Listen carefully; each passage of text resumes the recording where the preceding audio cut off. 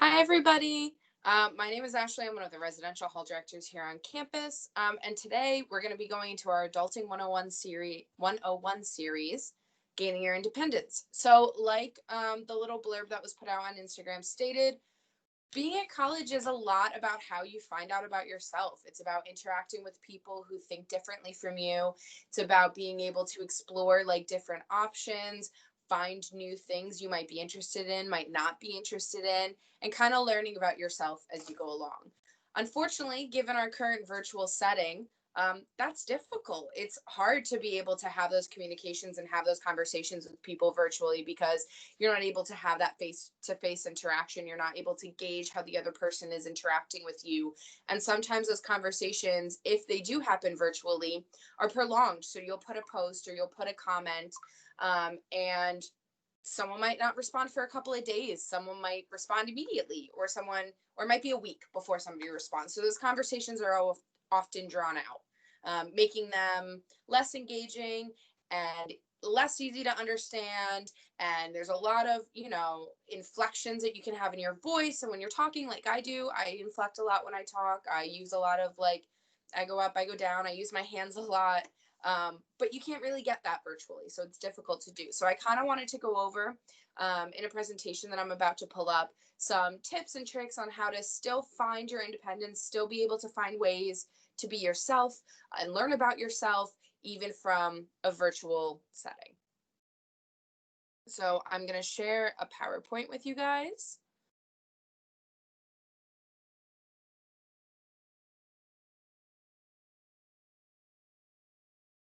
Give me just a second while it loads up.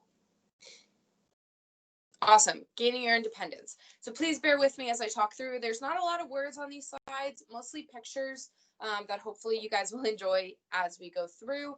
But it's going to be a lot about me talking and explaining. If you're here live with me today, please feel free to put comments so that way I can see all of the things that you have questions about, or maybe like specific things you want to talk about. Or if you're watching afterward on YouTube, feel free to leave comments in there too. I will be putting another post up on the Instagram later this week. So hopefully if you ask some questions, I'll be able to answer them through that Instagram post. So in regards to gaining your independence, fake it till you make it.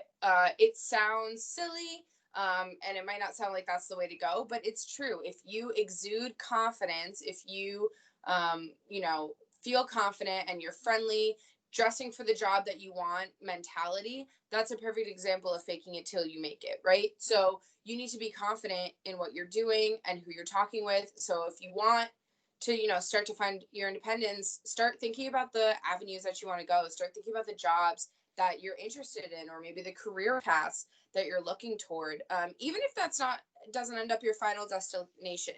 As many people who have gone to college will tell you, what they go into college thinking, they don't always come out doing.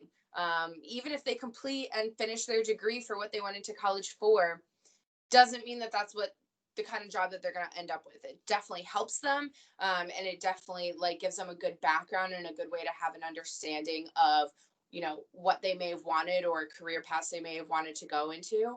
But it's not always what you end up doing. So definitely engage all of your interests, be involved in as many things as possible, even virtually. A lot of clubs and organizations, and even our fraternity and sorority life, are still happening here virtually. So please, even if we're not here on campus, engage with those things, be confident in who you are, be friendly, and network at all times. So that way, you're always making connections with people and you're always understanding the people that are in your space, and just definitely continue moving forward and trying to your best to get involved as much as possible, so that way when you finish your college career, you feel a little more secure in the path that you're taking and the way that you want to go.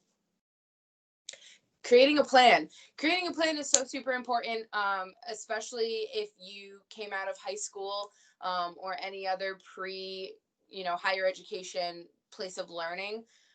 Sometimes you didn't always need to plan. Sometimes you didn't always need to have everything in place and you were able to just get it done. I was definitely one of those people who just got it done last minute, and it was good enough, and it went out there, and I got decent grades, not stellar but decent, and so it worked out. In college, that is not the way that it's going to work. You're going to need planners, you're going to need to-do lists and schedules, and you need to stick with your plan. There are so many great resources on campus to help you do this, specifically our Career Development Center. So if you look into those resources online, I know they have an Instagram page, and I know that they're working now virtually, where if you just look on the website, there's tons of different things that they can help you with, tons of different ways that they can help you plan, help you make your to-do list, your schedules, and help you to kind of set yourself up for success. And it's really important to be sticking with these plans throughout the year. I know it's really easy to get off the bandwagon. Things come up, family situations come up, unexpected things happen. COVID happened, right? Like that was not part of anybody's plan.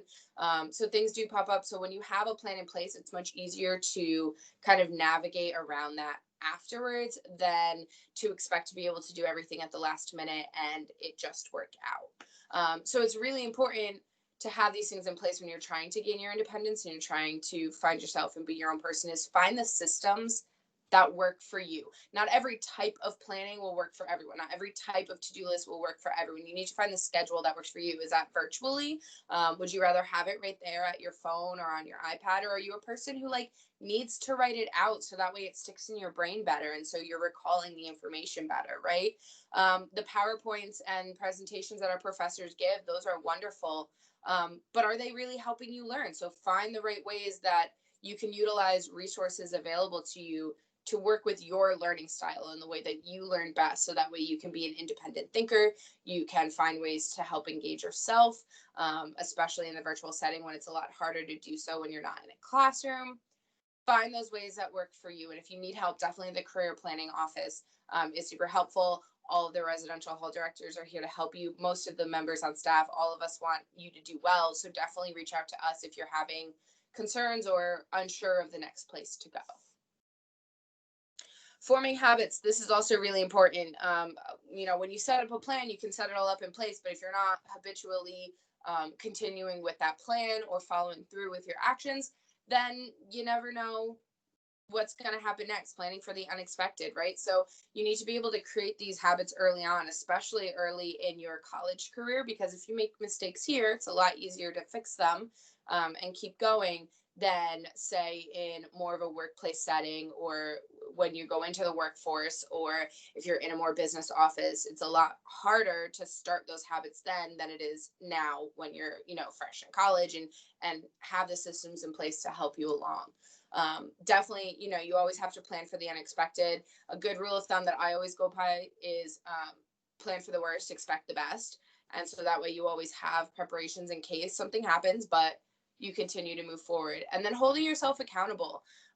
Some people can do this naturally, internally. They have their own little sense of, I'm going to hold myself accountable. If I say I'm going to do something, that's exactly how I'm going to do it. And some people need external help. Some people need reminders on their phones. Some people need a habit buddy or a check-in buddy. I have a check-in buddy where if you have certain things that you want to accomplish within a week, within a day, having a friend or a trusted colleague or a classmate who you feel comfortable with, being able to check up in with them at the end of the day of the week and say, hey, did you complete these things? And it's a good reminder to be like, oh no, I still got to do this, or oh yes, I really, I completed this. I'm really proud of it. It looks really great. So just being able to find the ways that work for you to hold yourself accountable. Make a decision. You need to trust yourself. One of the things you definitely learn in college is how to trust your gut and, figure out what is working and what is not working. So these are things that you still have to work on and figure out for yourself as you go along. You need to definitely trust yourself, stick with your gut, understand that you know yourself better than anyone else. No one is going to know you better than yourself. So making sure that you trust that instinct, you trust that gut. Don't let any other opinions or other people cloud your judgment. If you're looking for advice, definitely find a trusted colleague, a family member, a friend, someone who can definitely help you out and support you and who you trust, if you need advice or you're not sure which way to go. But at the end of the day, you have to live with the choices that you make. So you got to trust yourself, and you got to trust that the decisions that you're making are best for you, even if it's not best for somebody else. So make those decisions, stick with them, and you'll feel a lot more confident in the decisions that you make the further that you go along. Learning your role. You are never by yourself. Even if you feel like you're by yourself sometimes, you're really not. Whether that's your family dynamics, the classroom setup, the relationships between your fellow classmates or with your teacher, friendships, relationships, all different kind of connections that you make, the relationship between yourself and your boss.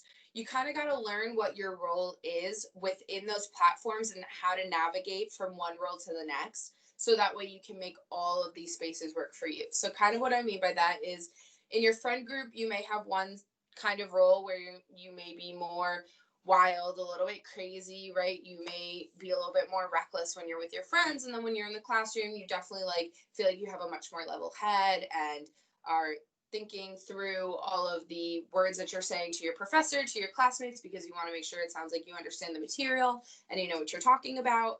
Being able to utilize those two different sides of yourself and knowing that those are all parts of you and utilizing them to kind of create this person who you will become when you finish college, right? And knowing that all of those pieces can add up to the whole of you.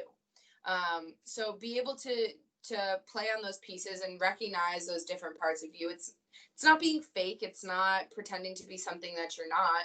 It's just utilizing different parts of you and recognizing your audience. Like with your friends, it's okay to be a little bit more reckless. It's okay to be a little bit more wild, not worry about the way that you're saying something or the way that you're speaking. Whereas in a classroom, you might be a little bit more careful about the words that you're saying because it's a classroom setting. But all of those are good things to remember. Remember to keep those dynamics and those roles in your mind as you're trying to figure out who you are. And it's okay to not know. Put on a couple different hats. Try different roles.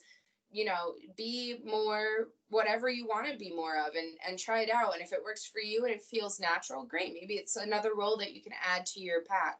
And if it doesn't work for you, then it doesn't work for you, and that's okay. But you tried something new. You tried to be a little bit different, and you got to be the most natural and authentic you can be. So figure out what works best for you. Take chances. My favorite quote for this is just, you miss 100% of the shots that you don't take. And that's 100% true. Take risks, take chances. College is 100% the time to do that. If you're unsure about something, you're not sure whether that this is the right path for you, this is the right club for you, this is the right activity for you to be doing, just try it, right? I mean, as long as you're not doing any harm to yourself or anyone else, there's nothing you're losing. You're gaining an experience. You're learning things that now maybe you don't want to do, or maybe you do want to do, or there might be aspects of it that you really, really love, but would be utilized better in a different area. All of those things are important to figuring out who you are as a person and becoming your own independent person. So make sure that even if you're at home, even if you're not here physically, even if you're here virtually, to still continue to take those risks and still continue to be active and be part of the community, because it's really important to be able to finding out who you are and finding that true self. And think independently. Make sure that you are doing your own research. Don't just accept other people's opinions at face value. I will be talking about this later in the series in a couple of weeks when we talk about fact versus fiction, and social media can really play a large part into that. Like, we read these articles and these different things on social media, and sometimes we take them as fact when the source is not all that authentic, or the source is not all that reliable. So make sure that you can take pride in yourself, and when you have a position, no matter what the position is, that you know that you have support to back it up, that you have done your own thought process, and it's not just, oh, I'm saying it because my parents said it, or I'm saying it because this person said it. I definitely would trust people around you, and we wouldn't assume that anybody would be lying or making anything up. But they may also not have done their own research on it. They may have also read it from a social media site or from an article, but wasn't aware of the sources behind it or the research behind it. So I would definitely encourage you to make sure that you're doing your own research and you're looking up your own articles, and you're making sure that the opinion that you have and the opinion that you're stating, you feel secure behind, no matter what the opinion is. Right? Because everyone can have their own opinion and all of them can be valid. There's no right or wrong way to have an opinion, but just make sure that, you're not just saying it because somebody else said it, that you're, you're thinking for yourself, you're thinking independently, and it's a great way to kind of feel like your own person, even if you're not physically in this college space. So that's the entire presentation. That's really all that I have in regards to the presentation. Sorry, just getting my video back up. Thank you. That's really the only part of the presentation. And I guess the biggest thing is that even with us in a virtual setting, we definitely want you guys to still engage. We want you to still be involved. That's why the RDs are doing this weekly adulting series. We don't want you to think that just because you're not here on campus, that outside of academic learning, all the rest of the learning stops, because it doesn't. There are so many experiences that you can still be having, and that are still happening in the virtual space. RHA is still continuing to put on their programs through Instagram and social media. And RHH is still continuing, and I know, have programs planned for later in the semester. We have the virtual student union that's still continuing. So a lot of clubs and organizations are really still trying to have recruitment and have students be involved even in this weird semester. And it's definitely important to take care of yourself, to remember to use self-care. It's super important that you're making sure you're creating that boundary even in your head between school and home, so you're not stressing yourself out unnecessarily, or you're not getting overwhelmed because you're constantly in that school mode. And one great way to do that is if you're involved in these virtual student unions, or you're involved in some of our social media campaigns through the different student organizations, that's a great way to have a boundary, because that's a different club or organization. It's a more fun and recreational way to be utilizing the virtual settings. But in a way that's more interactive, in a way that gets you involved with other students on campus, in a way that allows you to kind of involve yourself in the OW community, even though you can't physically be here in the OW community. That's really all that I have. I didn't get any questions in the chat. So if you do have questions, this will be posted to the YouTube. Please leave your comments below. I will, like I said, I have another post coming up on the OW Res Life Instagram later this week. So if you have specific questions, if you want specific advice about situations that you're in, about ways to be independent more in the home, because of a specific situation where you may have been getting more responsibilities than you were expecting now that you're in a home setting, please ask those questions. You can even ask them anonymously. I will answer whichever questions, no matter who they came from. And please reach out to me. You can also send emails to either the Res Life account, my account, which is veltria@oldwestbury.edu, or any of the other hall directors. I'm happy to answer anything. But if we have no further questions here today, I'm going to end this video. It was great talking to you all, and I look forward to you guys watching my colleagues later this week. Thank you, and have a great day.